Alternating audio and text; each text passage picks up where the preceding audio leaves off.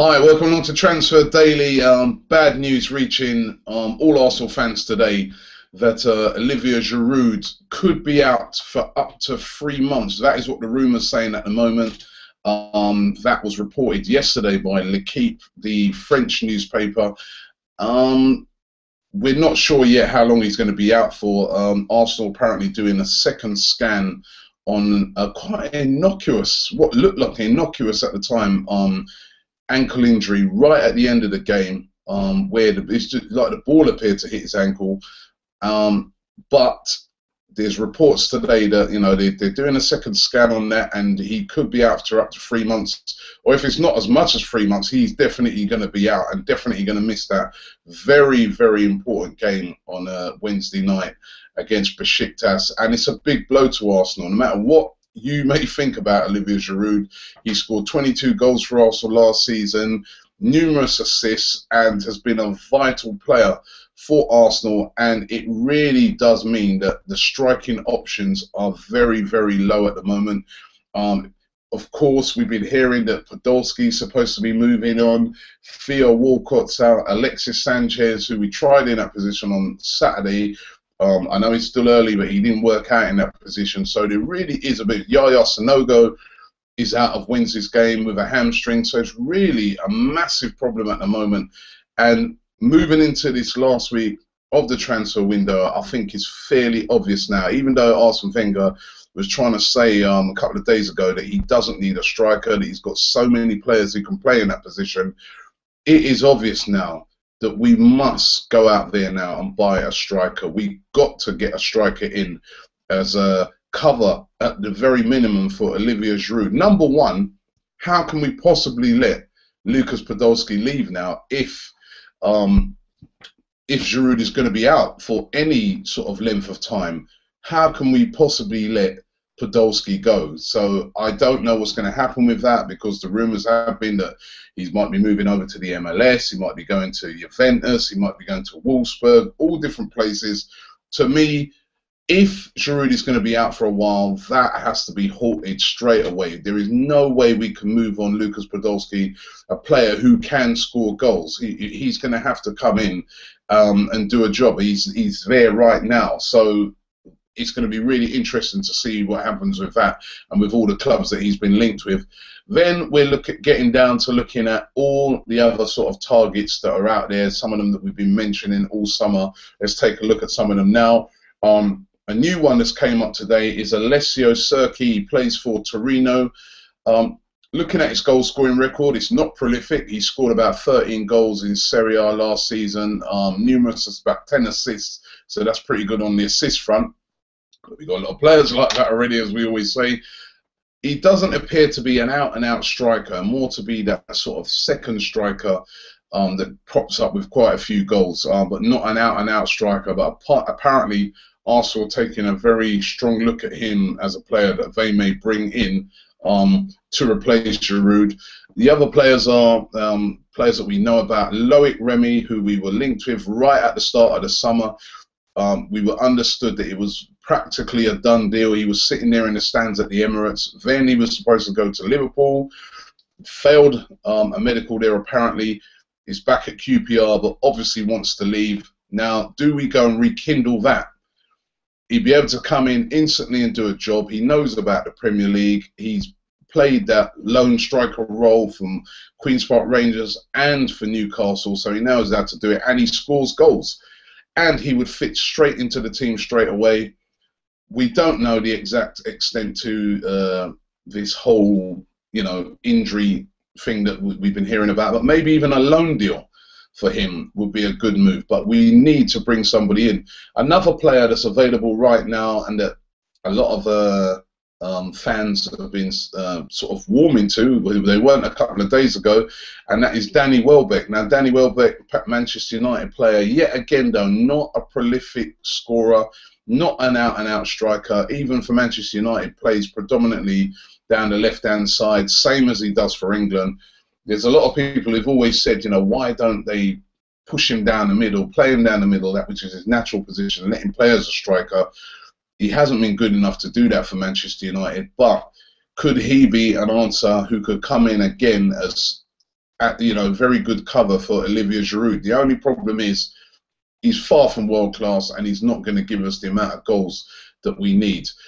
Other names out there, well, we've been hearing about these two all summer, and they're going to cost a hell of a lot of money if they were to happen, if indeed they can happen. That's one of the first one, Radamel Falcao, plays for Monaco.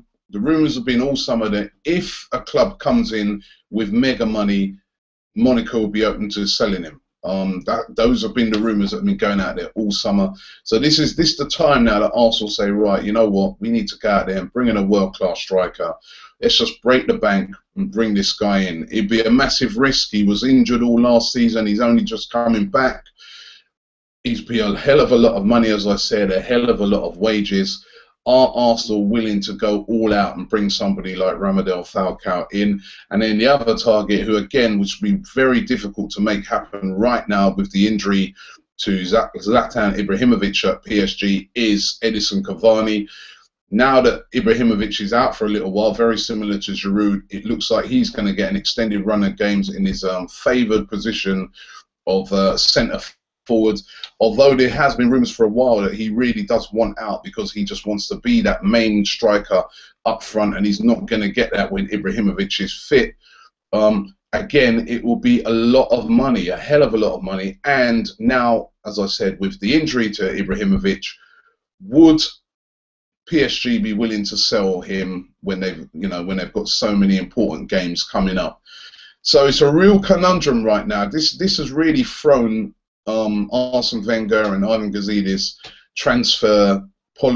their whole transfer, what they were planning, their whole plans have been thrown completely out of sync with this injury to Olivier Giroud. What are they going to do? Who are they going to bring in? Whether they didn't think they needed a striker, now they definitely do. You've got Yaya Sanogo, who I'm always saying it's just a kid. Plus, as well, he appears to be injury prone. Every time you look, this guy seems to be out injured, you know, so you can't rely on him. Then who? I think for starters, we must keep Lucas Podolski. I think it would be ridiculous to either sell or send him out on loan or whatever when we've got a striker crisis. He would have to stay at the club. And then it's one of those targets possibly. I can't think there's not many other very, very good strikers that are available out there. Or you guys might know somebody. If you do, leave them in the comments below and let us know. But it's going to be a really interesting week now in this transfer window. I mean, we already need so many other players in other positions that we thought those were going to be the priorities. But all of a sudden now, the striker position has become the priority. And remember, going into that game on Wednesday night against Besiktas, which as we know is a must-win game, we've got to win that game at home, so we need to score goals.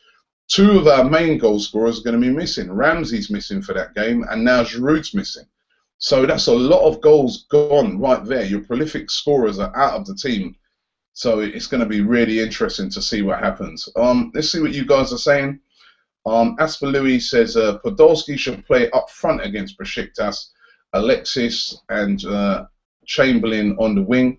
Matthew A says, what about Huntelaar? Funny enough, I was chatting to a friend last night about Huntelaar. Bit old now, he's knocking on a bit, but then as a player that could come in as cover, maybe come in just on a short-term 2-year contract, maybe it might be worth, you know, going for something like that.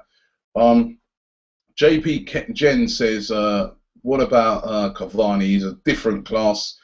Vimal says he doesn't fancy Huntelaar because he's not pacey enough. Elijah Smith is suggesting we go and get Thierry Henry on loan. That's one out of the box. But I think they're still playing their season, their MLS season, so that would be very, very difficult to happen as well. Infamous Media said, is there any substance to Podolski leaving? Well, listen, that's what's been going on for the past couple of days, and that's been the suggestion that he's going to leave, because Infamous Media is saying, I can't see Wenger breaking up the Germans. Well, listen, if he doesn't fancy a player, he's not going to have that sort of sentiment. You know, he's going to get rid of the player.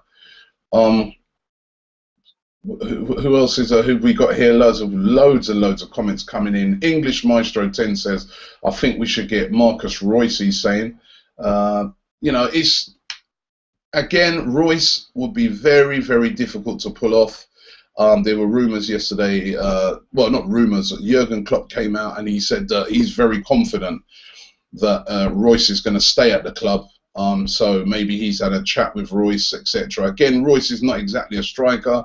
There's been the rumours that we could convert him into a striker. There was Draxler, remember, that we were talking about converting into a striker. But we've really got a problem at the moment. Luke Edwards says Podolski is as good as gone. He doesn't even talk about or refer to being an Arsenal player anymore.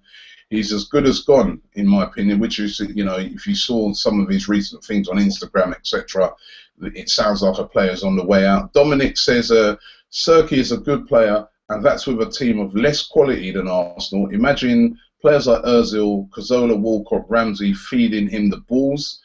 So he's thinks that Serko could come in and do a job.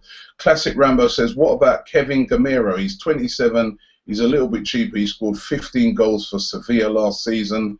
Hoshi Kashi says, how about Draxler? They're just coming in. A lot of the names there. Bradley George says, make Draxler a striker. He cost about 20 million. Well, they wanted about 35 before. So Taylor Winter here. He's going, bringing Wilfred Boney, maybe on loan.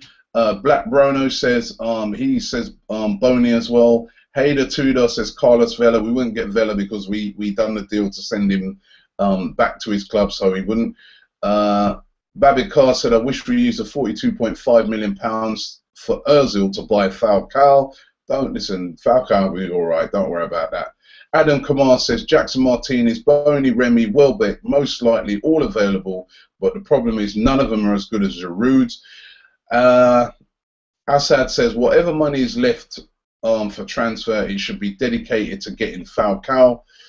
Wow, listen, massive amount of suggestions from you guys, but most definitely now, with Giroud is going to be missing. We don't know exactly how long for. We'll probably find out later on today or tomorrow. Once he's had that scan, once that swelling's gone down and they can see exactly what the extent of the injury is, we need to buy a striker now. On top of the centre-back, on top of the defensive midfielder, we need to buy a striker, and it's going to be really, really interesting to see what happens in this last week of the transfer window. Thanks for watching Transfer Daily today. Don't forget, leave your comments below. Let us know. Give us your suggestions on who you'd like to see coming as a striker. Don't forget to subscribe here also to Arsenal Fan TV.